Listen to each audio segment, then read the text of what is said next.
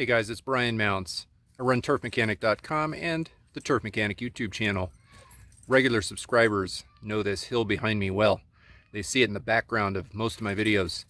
Today, I wanted to talk to you about cutting it and cutting other similar steep hills. If you go about it the wrong way, it can be dangerous and really annoying. For the most part, there are 6 strategies that I use to cut steep hills like this and some of the other steep hills that I have on my property.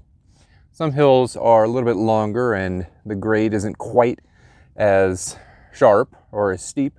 Others, like this spot right behind me, are very steep for very short stretches. Strategies will vary depending on your hill. For me, I like to use my push mower on hills like this, short, really steep hills, because my push mower, this is lighter and it is far easier for me to control. In the garage, you probably have 2 hammers, 3 wrenches, and a couple drills. We have multiple tools for different uses. You don't have to use the same exact tool for everything.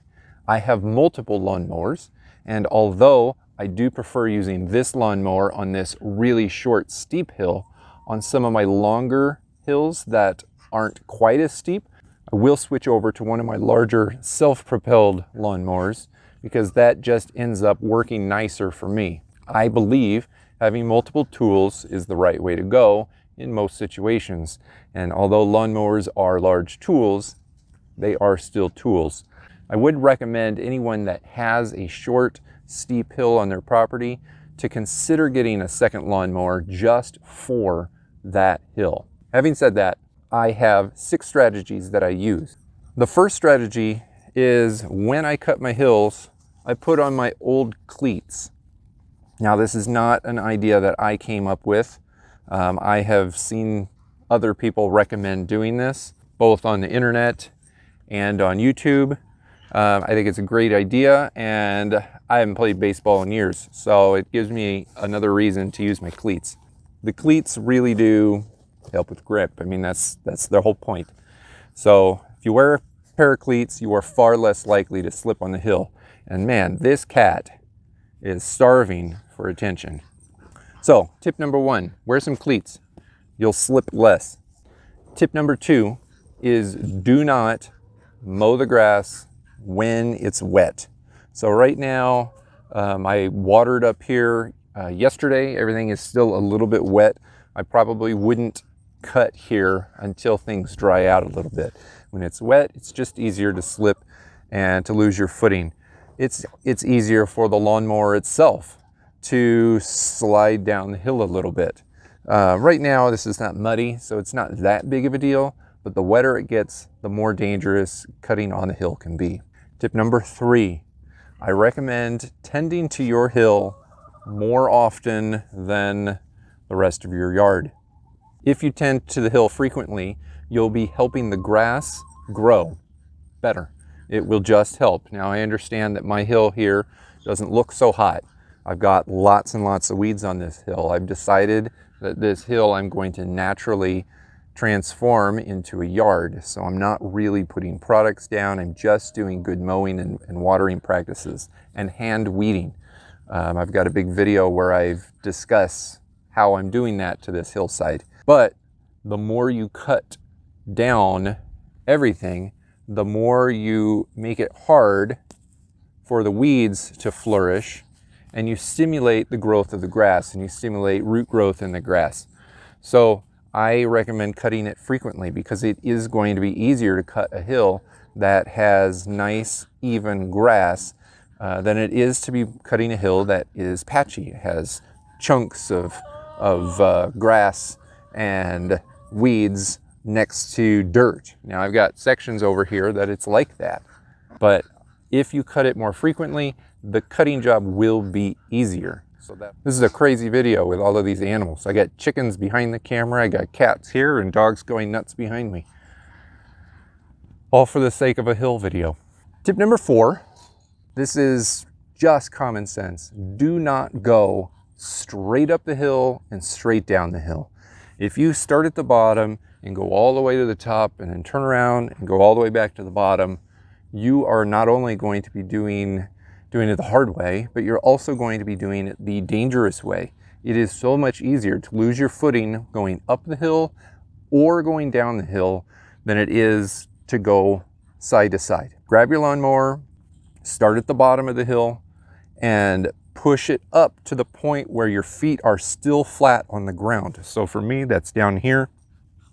I can take my feet flat on the ground, push this mower up. I mean, not this far, but I can push it up a good 6-7 feet, and my feet are still flat on the ground. And then I bring it down and I'll just do the bottom like that. And then once I get up here, then you start going laterally. So you go parallel to the hill. Instead of going straight up and down it, you go not parallel, perpendicular to it. You will be far safer, assuming that your lawnmower has a wide base or it's very light. It should be very easy to manage your lawnmower, and you are less likely to flip it over or just drop it, lose control of it. That's the last thing you want to do while running a lawnmower on a hill. Lastly, I have 2 tips. Don't be afraid of using a string trimmer. If your hill is enormous, then that might be laborsome, I understand. But a string trimmer is far easier to control, and you don't have to worry about losing it like you're holding it. It's not on the ground, it's not going to run away from you. Put on your cleats while you're on the hill and use the trimmer. It might take a while, and you will get the job done safer. Lastly, put your lawnmower on the highest setting. When you have it down low, for me down in my main yard, I cut my grass low. But on a hill, as you can see, there's lots of lumps.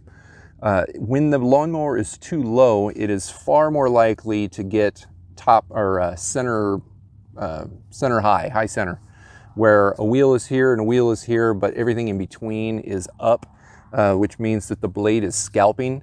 You're more likely to hit rocks, you're more likely to get that blade to dig into the ground, and when that happens, you're more likely to lose control of the lawnmower, especially if the hill is very steep. Put the lawnmower on its highest setting, and that risk is mitigated.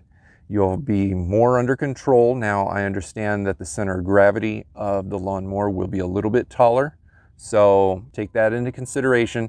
Another reason for having a dedicated tool for the job. Find yourself a really light lawnmower. This one is only a 19-inch. Honestly, if this was a really light 21-inch, it would have a wider base and it would be even easier to control. So use a dedicated tool, something that you can handle. Put it on the highest settings so that you're less likely to scalp your ground, and you will be in better control of your mower from start to finish. If you're curious, this is the 19-inch Snapper XD. It's a push mower. It's one of the strongest battery mowers on the market. It's also one of the lightest, which is the reason why I like using it here on this steep hill. Now, I have also used a number of other small battery-powered lawnmowers. Some of them I like better than others. If you're in the market for something small and light, take a look at the link in the description below, which will take you to the Turf Mechanic website, to the blog post where I have reviewed a number of the smallest, best options. Thank you very much for watching.